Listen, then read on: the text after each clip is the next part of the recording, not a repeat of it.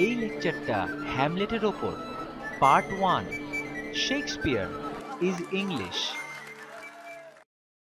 আমরা যে বিভিন্ন দেশের মানুষের সাথে যোগাযোগ করার জন্য ইংরেজিতে কথা বলি, এটা 200 বছর আগেও ছিল না।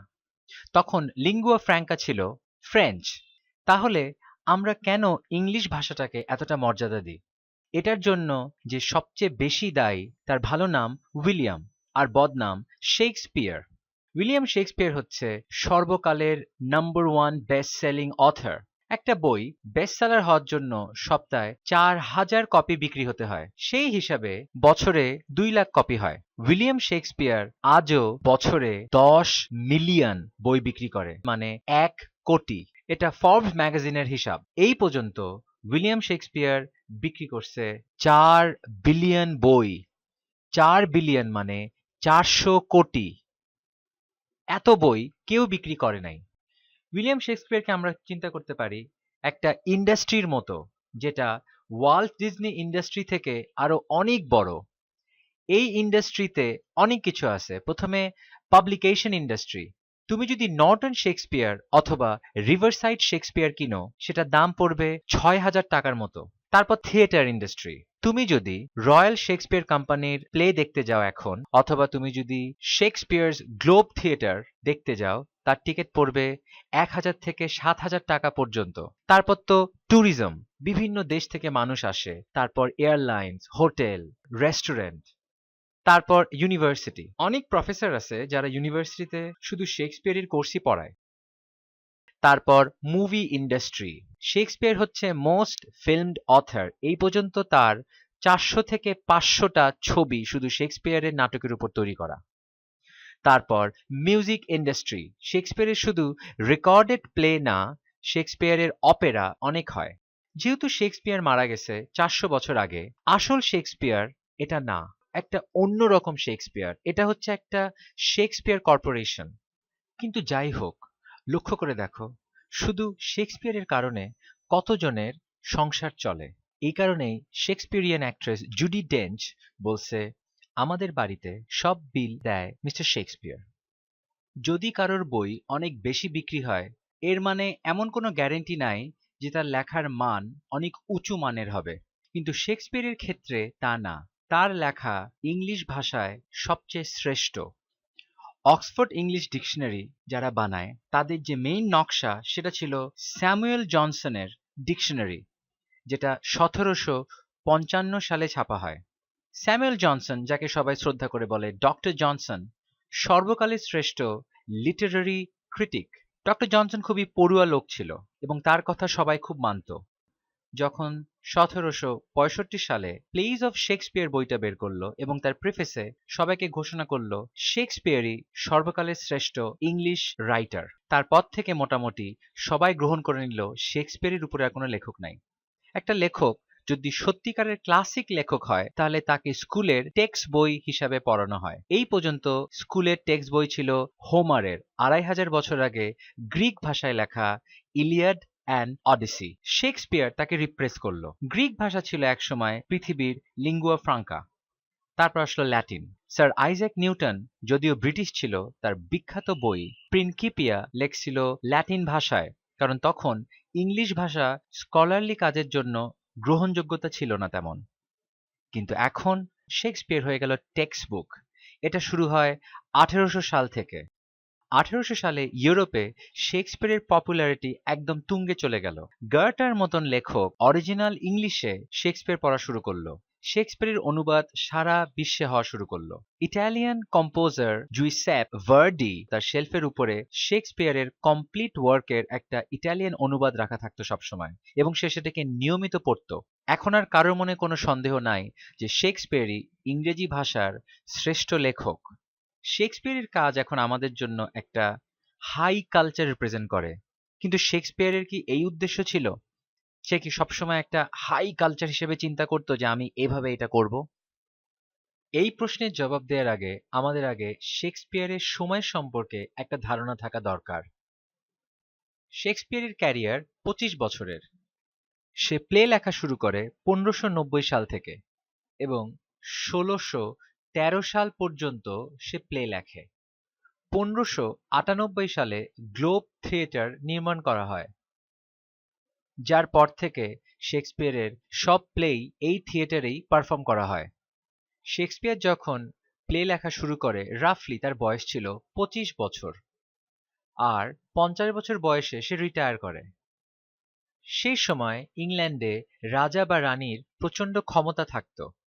1603 সালের আগে রানী এলিজাবেথের সময় ছিল, আর 1603 সালের পর আসে কিং জেমস। রানী এলিজাবেথের সময়কে বলা হয় এলিজাবেথান এরা, আর কিং জেমসের সময়কে বলা হয় জেকোবিয়ান এরা। এলিজাবেথান এরায় শেক্সপিয়ারের কোম্পানির নাম ছিল লর্ড চেম্বারলিনস মেন, আর জেকোবিয়ান সময়ে তার কোম্পানির নাম ছিল কিংসম্যান। এখন যদি শেক্সপিয়ারের কোনো প্লে পড়ে কেউ খুব দাম দেখায়, এটা শেক্সপিয়ারের দোষ না, দোষটা তার। তাছাড়া দাম দেখাবে শেক্সপিয়ার, কারণ বইটা সে লেখছে, প্রশংসাটা তার। কেউ যদি বই পড়ে, প্রশংসা তার না। মনে করো তুমি রাস্তা দিয়ে যাচ্ছ এবং এক জায়গায় একটা সাইনবোর্ডে লেখা সাবধানে চলবেন, সামনে গর্ত। সাইনবোর্ডটা পড়ার জন্য আমাদের কোনো প্রশংসার প্রশ্ন ওঠে না, আমরা ধন্যবাদ দিব যে সাইনবোর্ডটা লেখছে। শেক্সপিয়ার যখন কাজ করত, সে তো হাই কালচারের অংশ ছিলই না, বরং সেটা ছিল সবচেয়ে লো কালচার। সেটাকে একটা করাপশনের জায়গা মনে করা হতো। এমনই মনে করা হতো যে থিয়েটারটা ছিল একেবারে লন্ডন শহরের বাইরে একটা বাজে এলাকায়, যেখানে আশেপাশে পশু পাখির খেলা দেখানো হতো। শেক্সপিয়ার যখন কাজ করত, সে কখনো চিন্তা করে নাই তার প্লেগুলা কেউ পড়বে। সে পড়ার জন্য লিখতো না, সে লিখতো স্টেজে পারফরমেন্সের জন্য। শুধু তাই না, সে পৃথিবীর সবার জন্য লিখতো না, সে লিখতো খুব ছোট একটা অডিয়েন্সের জন্য। মনে করো লন্ডনের অডিয়েন্স। লন্ডনে তখন 2 লাখ মানুষ থাকে এবং একটা থিয়েটারে 3000টা সিট হয়। একটা থিয়েটারের সিজনে 38 থেকে 40টা প্লে পারফর্ম হতে পারে, তার মধ্যে অর্ধেকই হয় নতুন প্লে। তার মানে প্রতি 2 সপ্তাহ পর পর একটা করে নতুন প্লে প্রিমিয়ার হয়, আর একটা নতুন প্লে বক্স অফিসে চলতে থাকে পরপর 10 দিন। নতুন প্লের ডিমান্ড অনেক ছিল। শেক্সপিয়ার যখন তার প্লেগুলা লিখত তার কোম্পানির জন্য, সেটা লর্ড চেম্বারলেন্স মেন হোক অথবা কিংসম্যান হোক, সে সবসময় এই কমার্শিয়াল জিনিসটা মাথায় রাখত এবং সেটা জানতো বাইরে যে ভাল্লুকের খেলা হচ্ছে, অন্তত সেটাই না গিয়ে মানুষ যাতে গ্লোব থিয়েটারে আসে। তার মানে সে মানুষকে একটা ভালো এন্টারটেইনমেন্ট দিতে চেষ্টা করত। 1642 সালে ব্রিটিশ পার্লামেন্ট সব থিয়েটার বন্ধ করে দেয়। মানুষের অমঙ্গল হয় এই কারণে, এবং এটা 20 বছর বন্ধ থাকে। 1623 সালে শেক্সপিয়ারের প্রথম সংকলন ছাপা হয়। তার 38টা প্লের মধ্যে 36টা প্লে এতে থাকে। একে বলা হয় ফার্স্ট ফোলিও। ফোলিও মানে আ লার্জ প্রিন্ট। মানুষের যেহেতু এখন আর কিছু করার নাই, প্লে দেখা সম্ভব না, তারা আস্তে আস্তে প্লেগুলা পড়া শুরু করে এবং আস্তে আস্তে শেক্সপিয়ারের প্রচার হতে থাকে একটা অসাধারণ প্লেরাইট হিসাবে। শেক্সপিয়ার সম্পর্কে একটা ভুল ধারণা সবার, যে সেটা মডার্ন ইংলিশ না, পুরানো ইংলিশ, আর্কেইক। এই ধারণাটা সম্পূর্ণ ভুল। আমরা এখন 3টা এক্সার্প্ট শুনব। প্রথমটা ওল্ড ইংলিশ, তারপরটা মিডল ইংলিশ, তারপরেরটা মডার্ন ইংলিশ। বেওলফ, লেখক অজানা, 1000 সালের আশেপাশে লেখা। Hwatwe gardena in yardagum, feud kuninga frimje frunon, hutha edelinga sellen fremedon.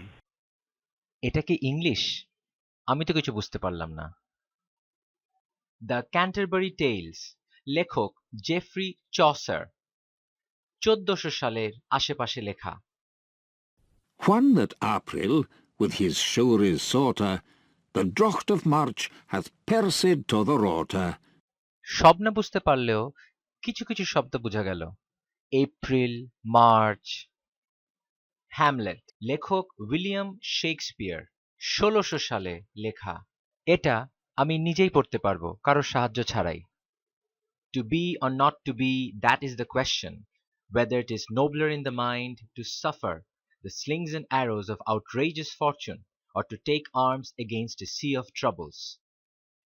প্রথম যখন 450 সালে জার্মানি, হল্যান্ড, ডেনমার্ক এসব এলাকা থেকে ইংল্যান্ডে লোক আসে, এই লোকদেরকে বলা হয় অ্যাংলো স্যাক্সন। এদের ভাষা ছিল পুরানো জার্মান, যাকে বলা হয় জার্মানিক ভাষা। এদের জার্মানিক ভাষার জার্মের সাথে তখনকার মানুষের ভাষা মিশে তৈরি হয় ওল্ড ইংলিশ।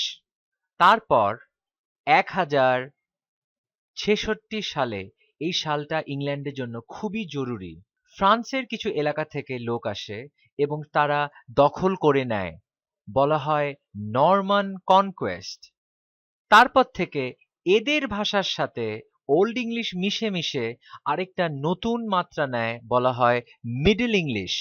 মিডল ইংলিশটা ছিল খুবই মজার, এখানে বানানের সাথে উচ্চারণের কোনো তফাৎ থাকতো না। আমি ক্লাস 1-এ ডিকটেশন স্পেলিংয়ে যেভাবে উচ্চারণ করতাম, ঠিক সেই উচ্চারণে দেখি মিডল ইংলিশে KNEE। মিডল ইংলিশের উচ্চারণ পনি, KNIGHT। মিডল ইংলিশের উচ্চারণ কানিগড, ENOUGH। মিডল ইংলিশের উচ্চারণ ইনোগ, DOUBT। মিডল ইংলিশের উচ্চারণ ডাউবড, DEBT। মিডল ইংলিশের উচ্চারণ ডেপ্ট। আমার এক কাজিন আমাকে বলে SHOULD উচ্চারণ হওয়ার কথা শুল্ড, ও একদম ঠিকই বলে, সেটা মিডল ইংলিশের উচ্চারণ। পরে যখন আমি ওকে বললাম SHOULD শুল্ড না শুড, তারপর ও আমাকে বলে তাহলে SHOULDER হওয়া উচিত শুডার। আমি ওকে বললাম না, শোল্ডার। এটা কেন হলো যে মডার্ন ইংলিশে বানানের সাথে উচ্চারণের এত তফাৎ? এটার কারণ হচ্ছে দ্য গ্রেট ভাওয়েল শিফট। 1400 সালের পর আস্তে আস্তে একটা পরিবর্তন হয়, যাকে বলা হয় দ্য গ্রেট ভাওয়েল শিফট। এখানে A, E, I, O, U এই 5টা ভাওয়েল যোগ হয় এবং মিডল ইংলিশ আস্তে আস্তে চেঞ্জ হয়ে যায় মডার্ন ইংলিশ, যেখানে উচ্চারণ আর বানান হুবহু এক না। তার মানে লক্ষ্য করা যাচ্ছে যে ভাষা পরিবর্তন হতে থাকে, কিন্তু তার কোনো ফিক্সড রেট নাই। যেমন ওল্ড ইংলিশ থেকে মিডল ইংলিশ, আবার মিডল ইংলিশ থেকে 200 বছরের মধ্যে মডার্ন ইংলিশ, আবার মডার্ন ইংলিশ এখনো চলছে। তার মানে আমরা কোনো বলতে পারি না ঠিক কতদিন পর আবার ভাষাটা চেঞ্জ হবে। একদম সবচেয়ে পুরানো ভাষাদের মধ্যে যেটা এশিয়া আর ইউরোপে বলা হতো, তাদেরকে বলা হয় ইন্ডো ইউরোপিয়ান ভাষা। এটার 3টা ব্রাঞ্চ, এক হচ্ছে গ্রিক, আর এক হচ্ছে ল্যাটিন, যেখান থেকে আসে ওল্ড ফ্রেঞ্চ এবং তারপর বর্তমানের ফ্রেঞ্চ। আর আরেকটা পার্ট হচ্ছে জার্মানিক, যেখান থেকে আসে ওল্ড ইংলিশ, মিডল ইংলিশ এবং মডার্ন ইংলিশ। তাহলে ইংলিশ যেহেতু ইংল্যান্ডের বাসিন্দাদের ভাষা, আবার ইংল্যান্ডের বাসিন্দাদেরকেও বলা হয় ইংলিশ, তাহলে আমরা বলতে পারি শেক্সপিয়ার ইজ ইংলিশ, কারণ সে ইংল্যান্ডের বাসিন্দা। আবার আমরা ইংলিশ বলতে যেহেতু শেক্সপিয়ারকেই বুঝি, কারণ মডার্ন ইংলিশ পুরো বিশ্বে ছড়ায় দেয় শেক্সপিয়ারের প্লেগুলা, আমরা এটাও বলতে পারি শেক্সপিয়ার ইজ ইংলিশ।